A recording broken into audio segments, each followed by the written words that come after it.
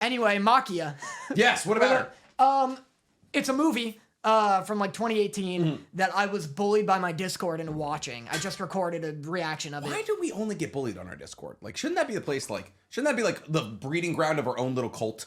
And yet we are just the beating stick. I think every like Discord needs some form of like Jesus Christ, where it's just like you pop in and the great unifier is that everyone can bully you. Oh, you know? Gotcha. Like you're the crucified Jesus Christ. I suffer everyone's sins so that they can live free and happy. Gotcha. Yeah, exactly. That's good. So you're the whipping boy. Yeah, exactly. Yeah. I like popping in every now and then, and like people who don't usually interact with the Discord come just to call me small or something. You know what I mean? That's fun. Yeah, exactly. Yeah, that's the nice part about having your size known to the internet. Is everyone's like, you're small, and you're like, you probably are as well. Yeah. Like statistically, you're probably not that big. Yeah.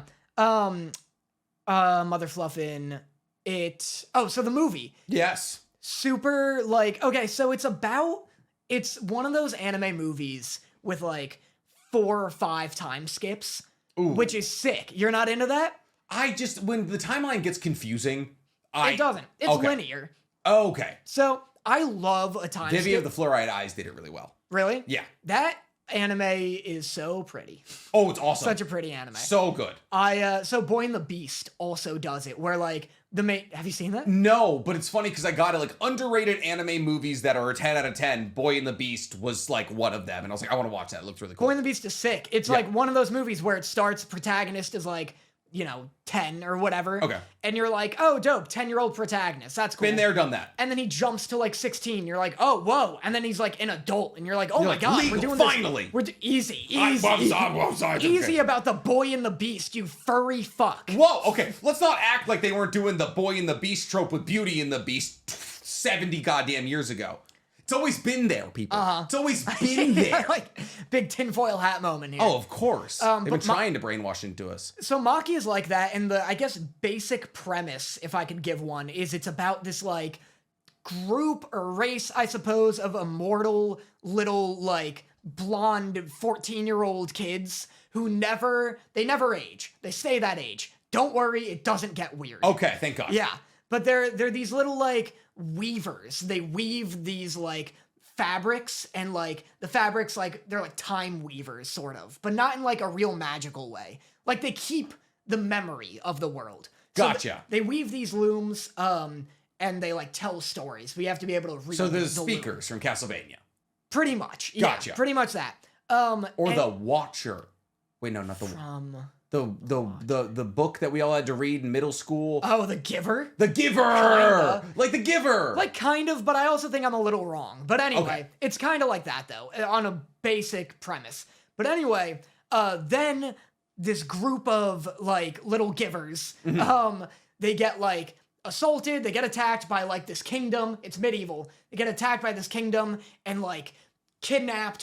Their leader gets kidnapped. Not the little blonde boys. The little blonde boys. Not and the girls. Aryans. Yeah, the little Aryans. They get kidnapped because the kingdom wants like immortal blood in them, and that's the whole thing.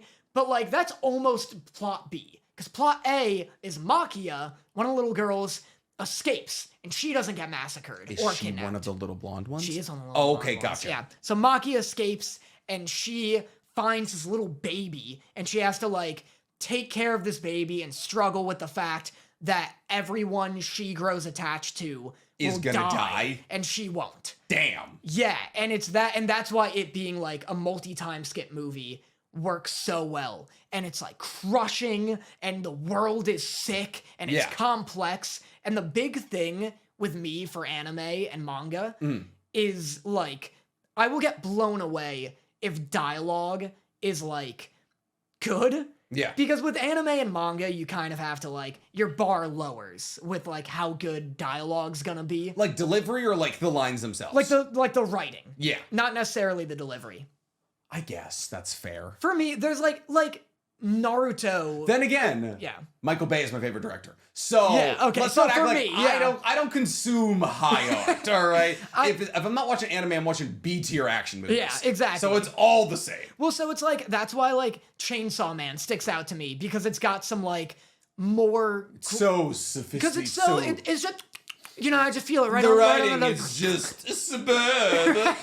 right on the tip of my, It's not the chainsaws in the boobs. It's the nuance, What nuance? The lack of nuance is the nuance, I guess, if anything. It's just like, and I'm always saying this about Chainsaw Man on this podcast, but it's like the fact that the characters will have like a grounded, like, let me just like analyze my emotions real quick. Like Denji trying to figure out if he'd be sad if the people around him died. Yeah, it's the nuance is that the characters are like confused about their emotions rather than stating them. Like it's not a like God, I hate you so much. It's a like, how do I feel about this person? Like I'm very conflicted. But so like Makia has a lot of that where like characters will like have their emotional speeches and it hits you in a way that you're like, fuck, I gotta call my mom over this. Like, Mama, are you good? This actually sounds a lot like the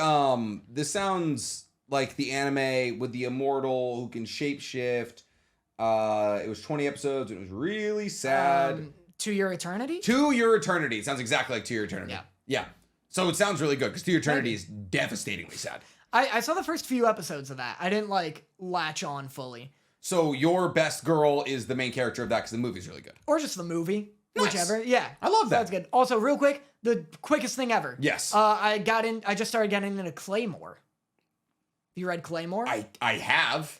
It's cool. I'm excited for you. Yeah. It's really good. I got sent every volume. Oh, you're reading it? Yeah, I'm reading it. Huh. Yeah. The anime's also very good. That's what I hear, but it deviates. It's like a Full Metal Alchemist situation. Yeah, it's definitely the manga will be better. No, one of the cooler like female protagonists of all time. Yeah, it's very cool. It's just The Witcher. Oh my god, I never even realized that. 100%. You're absolutely right. It is literally just The Witcher. Like bar by bar Witcher. Yeah. Yeah. It's been a long time since I watched it. Yeah. I watched it when I was arguably too young. Oh, great. It's dark. dark. Because I heard there was boobs in it. There's boobs. Yeah. That's why I watched it. There was I think I like literally like looked up on YouTube. I was like animes with boobs. Yeah. And they were like high school DxD. And they're like, I got you covered. And I think like number 7 on the list was Claymore, and I was like, hell yeah. Nice. Yeah. Did not watch it for the right reasons at all. Probably should go back and rewatch it, honestly. It's cool. I got every volume if you ever want to so I can take read from the my boobs. library. Yeah. Hell yeah. Well, that way you can just sit there and you're like, I'm here for the boobs. I'm going to find boobs, sit here with them, Yeah, you just like, bam. Like, I don't have to hit pause or anything like that. Yeah. Big 10. Yeah, exactly. Love that for me.